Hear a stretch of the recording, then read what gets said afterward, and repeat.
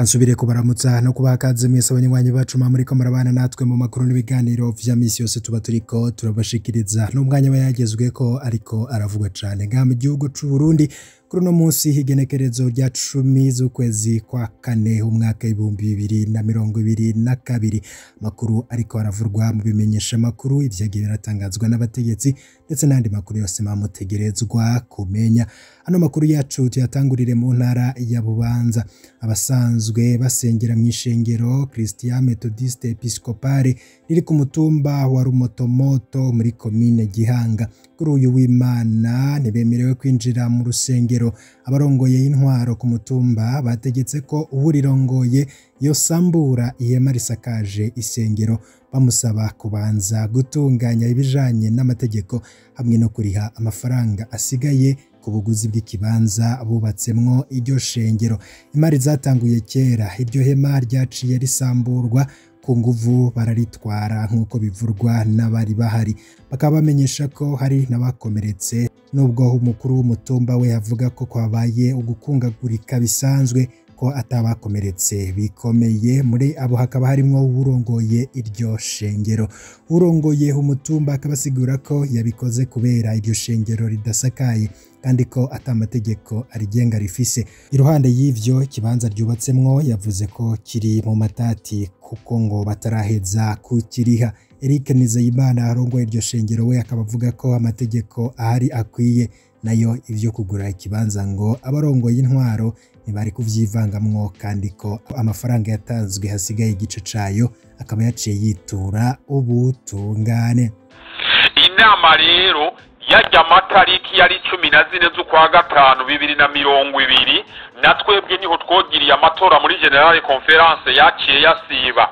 Ubu bakaba bayungururije muri 2022 mu kwezi kwa gatanu nimbo tavyo waruzi mu kurindira. Twari dufise amatora y'amayunioni y'amadivision ino vyose vyarahurungutse kubera coronavirus.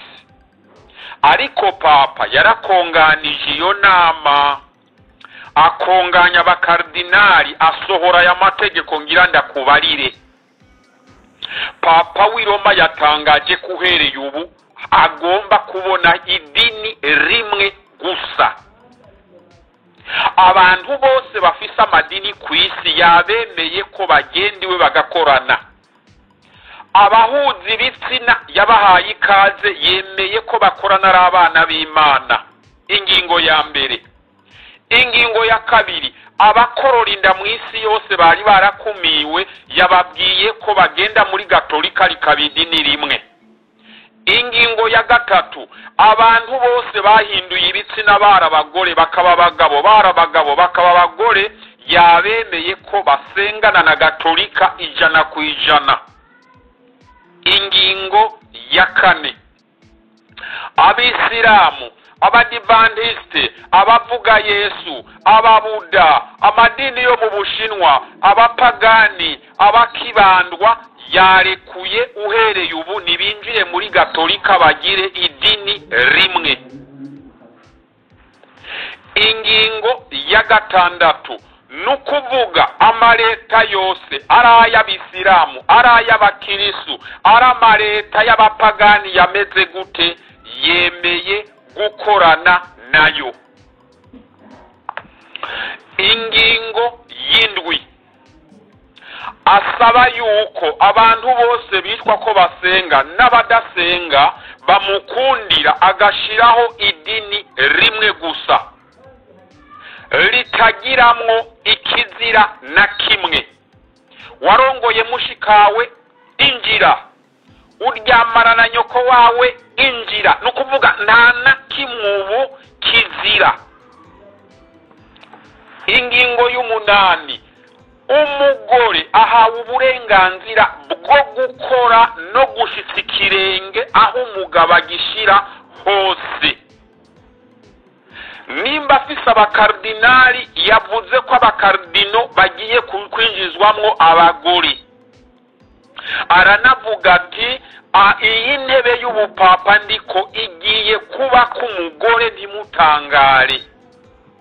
Mbere ubu tuvugana aza yatoye umukardinali w'umugore gore kandi uzi n'umupatiri ataba umugore. Umukardinali aja mu batora papa ahweje gutogwa mu ndwi zibiri ziheze ubu Vatikani azariho.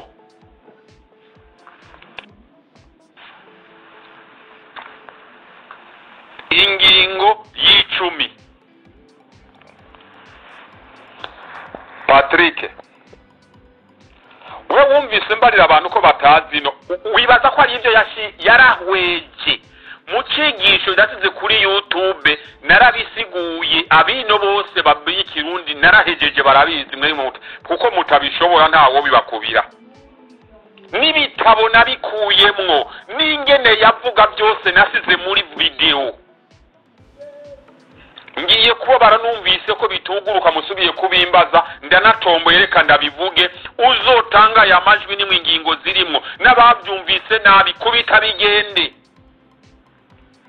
Ingingo y'icumi avuga yuko amareta yose amaze kubahiriza ibyo amuhereza uburenganzira akaba ari waja hejuru y'icitwa igisengwa cose kuko azoba akonganije amadini yose agakonganya amoko yose agakura ikintu citwa ivangura.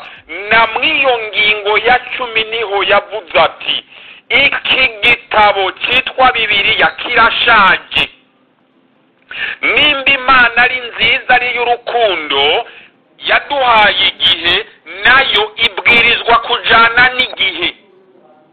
Igitabo Imana yaduhaye ndiki kitubereye uhereye ubu Bibiliya amajambo yose yavuga abasambanyi abasuma abagabo babirana ibiki tugiye kubihanagura twandike Bibiliya yiwacu tuzokorerako ijanye n'iki gihe iri kwirandikwa hampaye ndavuga ejo nkubare ntiyasohotse nta kindi Patrick. Ivyo si bintu baciyumvira byarasizwe ko ikimangu tubisomaho byanditswe azatanguye kubishira mu ngiro mu gihe abakardinali bo kwisi abasenyeri bo kwisi abapatiri bo kwisi bamwe bagihaye babigwanya asizeho umukardinali w'umugore kugira ngo abereke ati nibi bitegezwa kuja mu ngiro. Bibiri y'ubunyene yavuze ko ishaje n'uguta ariko yandika iyindi. Ubu ino ntuhagarara ngo abasambanyi ntibibaho, ino ntuhagarara ngo abasuma muzoja mu muriro, ino abapastori ivyo ntibavuga n'abadivantiste ntibakivuga ivyo. Iyo ndiko ndavuga ntabanyafrika gumiyo umuriro uratanguye kwaka. Nta muntu akora ivuna muri Amerika n'Uburaya ntibikiba ivyo. Wovuga mwiki uvuze ngo abasambanyi ntibaroja mu ijuru bakumvise bahamagara polisi bakuboha batwara mu ibohero. Ibitavuze byo by'abagabo babengukana ivyo mukanwa ntibinavugwa.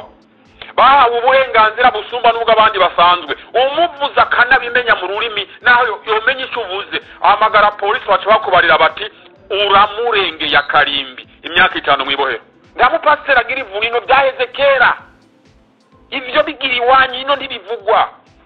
Dushobora kuja mu rusengero ngo abatsiri imishatsi ngo abana bariya ngo abagore baza baduhenera bagira gute. Pasitora kubarira ati genda ugororokeri wawe mu nzu ndekera abantu. Ino nta butumwa buriho Patrick bwararangiye. Abo bantu bagise vyimviro byo kuzino babuze mwahawe amakuru akariyo. Ni mu mpamagare ndababarira ibintu je ndabikwirikirana maze umwaka munzi imbere ya ordinateur ikoreshwa na satellite z'abazungu ndababwira amagambure. Nico gituma mubona mu butumwa bwiza mvuga nti amabanga yose ya shetani yamaze kuja hejuru. Ni mutegeze ubutumwa bwiza ndababarire nta wundi azobabarira.